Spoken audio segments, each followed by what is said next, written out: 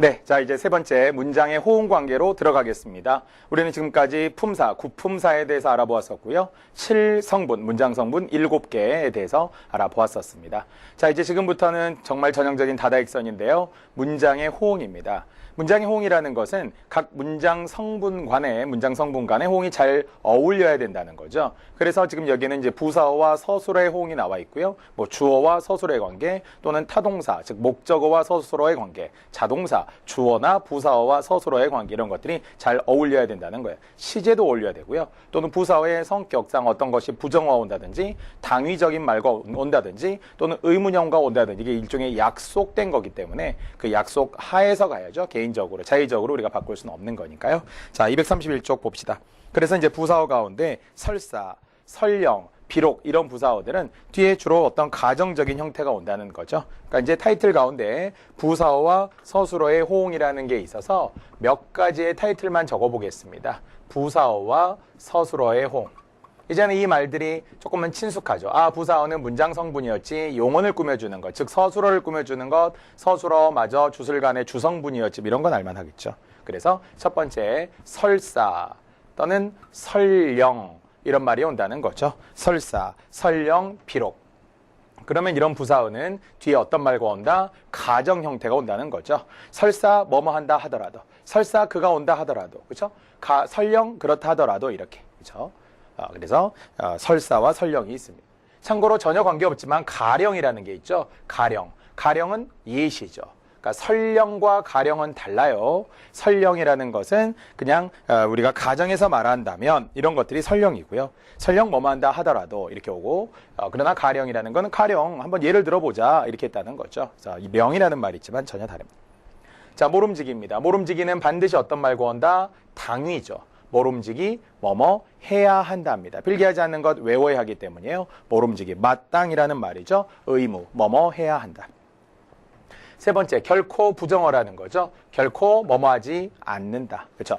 반드시는 긍정의 당이죠. 반드시 뭐뭐 해야 하는 거고요. 결코는 결코 뭐뭐하지 않는다죠. 그래서 역시 부사어에 따라 서술어가 달라질 수밖에 없다는 거예요. 차라리 뭐뭐 하는 편이 더 낫다. 차라리 나 안 가는 게 나을 것 같다. 차라리 그냥 이걸 여기서 포기하는 게 나을 것 같다. 차라리 이걸 지금 먹어버리는 게 좋겠다. 이건 뒤에 것이 앞에 것보다 더 낫다. 그런 말입니다. 자, 어찌라는 것은 주로 이제 의문형이 오죠. 어찌 합니까? 이런 거 하잖아요. 그렇죠? 어찌 뭐뭐 하겠는가? 이렇게 뒤에 의문형이 옵니다. 자, 여간도 여간 뭐뭐 하지 않는다. 여간 좋은 게 아니다. 그럼 매우 좋다는 이야기잖아요. 그렇죠? 여간 좋은 게 아니다. 매우 좋다. 그렇죠? 자, 마치 무엇처럼 이렇게 마치도 뒤에 비유어죠. 비유적인 표현과 주로 호응을 하게 되고요. 아마 뭐뭐한 것 같아. 아마 그가 갔을 것 같아, 아마 왔을 것 같아 이런 거 잘 모르는 사실에 대한 불확실한 추측을 쓸 때 아마라는 부사어를 쓴다는 겁니다. 자, 복습 한번 할까요? 호응입니다. 부사어와 서술의 호응만 나왔어요. 사실은 부사어와 서술의 호응만은 아니지만 여기서는 이렇게 한 가지 종류만 주었습니다. 자, 설사는 뒤에 뭐가 온다고요? 가정이 온다는 거죠. 설사 뭐뭐 한다 하더라도. 모름지기 뭐뭐 해야 한다 당위입니다. 의무라고 했어요. 결코 뭐뭐 하지 않는다 부정어가 오죠. 차라리 뭐뭐 하는 것이 더 낫다. 후자의 것, 뒤의 것이 더 낫다. 이런 표현이죠. 어찌 의문형, 어찌 뭐뭐 합니까? 어찌 뭐뭐 해야 합니까? 이런 거. 여간 뭐뭐 하지 않다. 부정어가 오죠.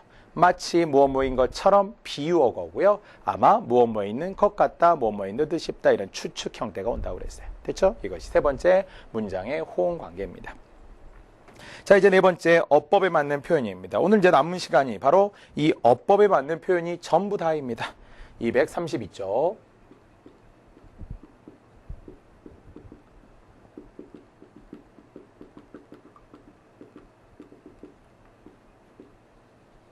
그러니까 국어능력 인증시험에 이제 기출문제들을 쭉 보게 되면은 1교시, 2교시 치러지는 가운데 역시 어법 문제가 주로 이제 2교시에 많이 나옵니다. 어법 문제가 주로 2교시에 많이 나오는데요. 그런데 역시 이런 주술 간의 관계, 호응 간의 관계 이것을 많이 묻고 있어요. 2문제에서 3문제 정도까지 묻고 있고 최대 어쨌든 어법이 5문항이 출제되는 가운데 이 안에는 지금 한 200여 개의 예문이 있습니다. 객관식, 뒤에 주관식의 형태, 아까 잘못된 표현이라는 것과 그 다음에 중의적 표현, 중복된 표현까지 포함해서 한 190개, 191개 정도 지금 이 책에 수록이 되어 있는데요. 하나씩 이건 다 이제 지금부터 고쳐볼 겁니다. 자, 232쪽부터 시작을 해봅시다.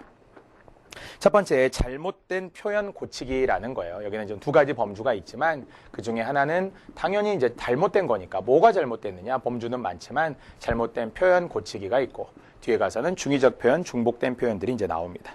자, 그렇다면 첫 번째 잘못된 표현 가운데 가쁜 숨을 들이쉬었다. 간단하게만 적고 갑시다. 가쁜 숨을 들이쉬었다. 맞지 않나요? 우리가 그렇게 많이 사용하잖아요. 이렇게. 그러나 적절하지 않다는 이야기예요. 왜냐하면 가쁜 숨 자체가 그 숨이 가쁘다라는 말을 관용어로 쓸 수 있지만 그런데 가쁜 숨을 들이쉴 수는 없다는 이야기죠. 됐죠? 그러니까 그냥 숨을 들이쉬거나 아니면 가쁜 숨이라고 하거나 그래서 그것을 차라리 그냥 숨을 가쁘게 들이쉬었다. 이렇게 고쳐야 맞다는 이야기입니다. 자, 고친 거 그대로 가봅시다. 숨을, 그래서 우리말에서 이제 목적어가 먼저 나오고 숨을 가쁘게, 그래서 어떻게 했을까요? 들이쉬었다. 숨을 가쁘게 들이쉬었다. 이렇게 가는 것이 적절하다라는 호응으로 본 겁니다. 한 번 더, 가쁜 숨을 들이쉴 수는 없고요. 숨을 가쁘게, 보통 가쁘다라는 것이 숨이 차다 그런 말이거든요. 숨이 찬데 숨찬 숨을 들이쉴 수는 없으니까 그 숨을 되게 차게 숨차게 들이쉬었다라고 써야 맞다는 거죠. 그래서 보통 우리는 숨이 가쁘다 이렇게 이야기하잖아요. 힘에 겨워하는 경우들을 숨이 가쁘다라고 합니다. 그래서 위아래 호응에서의 수식 관계를 잘 보고 부당하게 수식하거나 부당하게 호응이 되는 것들은 이제 고쳐 나갈 겁니다. 자, 가장 시급한 일은 그랬어요. 그러면 일단 주어와 서술의 관계가 지금 뭐 가장 많이 나오고 있는데 가장 시급한 일은 그러면 앞에 뭔가 지금 제안을 했죠. 주어 다음에는 빗금을 긋는 습관을 가지세요. 그러면 보통은 뭐뭐 하는 것이다. 가장 시급한 일은 뭐뭐 하는 것이다. 이렇게 호응이 나와야 적절하겠죠. 맞죠?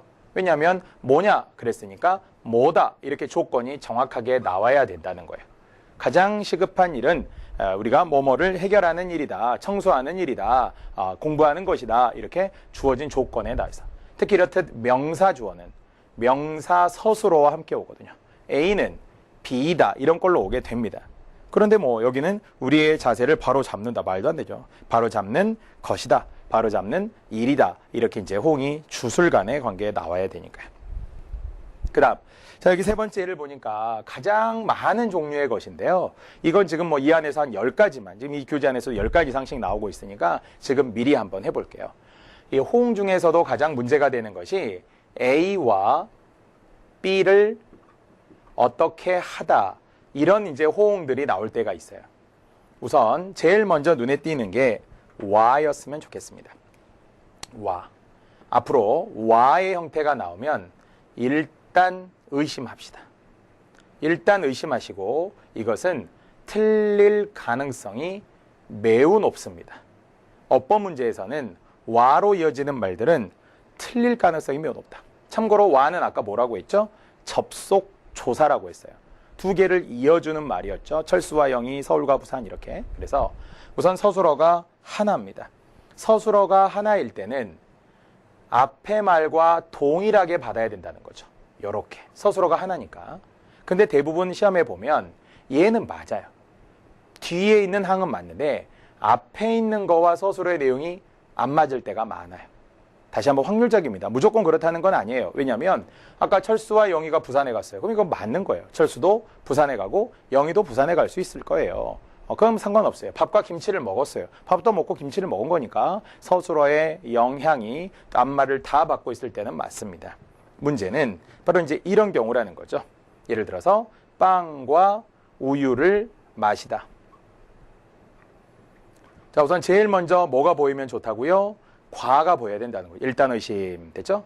그리고 가까이 있는 거 봅시다. 서술어는 하나네요. 우유를 마시겠죠. 맞아요. 근데 빵을 마시나요? 전혀 그렇지 않았다는 거죠.